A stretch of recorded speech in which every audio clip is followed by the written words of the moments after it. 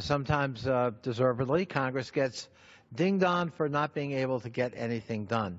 But the fact of the matter is, kind of below the surface, lots of things can and do get done with leadership and collaboration and partnership. And Mr. Hurd epitomizes that, and my hat's off to him for his contribution on this whole front of IT modernization and bringing the federal government, helping to bring the federal government into the 21st century when it comes to the use of technology.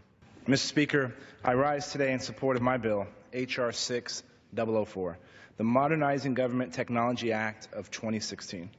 At the beginning of this month, we released a report detailing how the Office of Personnel Management allowed the sensitive and personal information of over 22 million Americans to be stolen, thereby jeopardizing our national security for more than a generation of people. The year-long investigation produced many findings, including the identification of a pressing need for federal agencies to modernize legacy IT in order to mitigate the cybersecurity threat inherent in unsupported end-of-life IT systems and application. We had too many old things on our network. In other words, a reliance on legacy IT can result in security vulnerabilities where old software or operating systems are no longer supported by vendors and aging IT infrastructure becomes difficult and expensive to secure.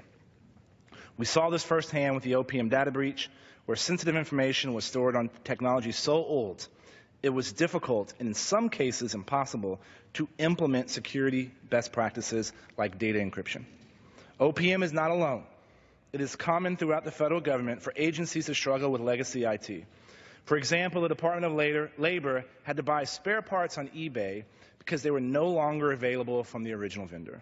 Consider another example that our committee learned about during a hearing that highlighted a GAO report on legacy IT. We learned DoD's Strategic Automated Command and Control System is 50 years old and runs on a 1970s IBM Series 1 computer that uses an 8-inch floppy disk. By comparison, it would take 3.2 million floppy disks to equal the memory of one flash drive. Numerous other agencies still use Windows 3.0, which was last supported by the vendor in 2001, Windows NT, last supported in 2004, Windows 95, that was last supported by the vendor in 2001. The recently issued OPM report demonstrates the security risks of legacy IT and recommends Congress consider new tools to incentivize the transition from legacy to modernized IT solutions across the federal government. I'm happy to say this bipartisan bill follows up on that recommendation. The MGT Act, which builds on bills introduced by myself and Minority Whip Steny Hoyer, and ideas from federal CIO Tony Scott based on his experience in the private sector.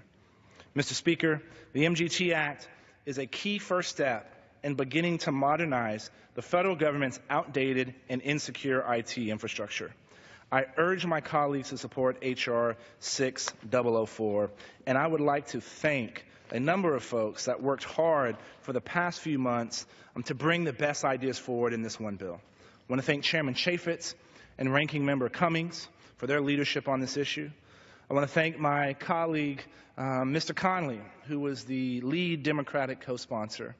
Mr. Hoyer, as I said before, where key portions of his bill, the ITMF legislation, was included into the MGT Act.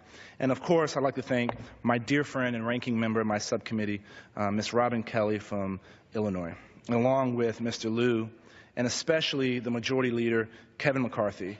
His innovation initiative is a key reason that we're able to talk about this significant piece of legislation today.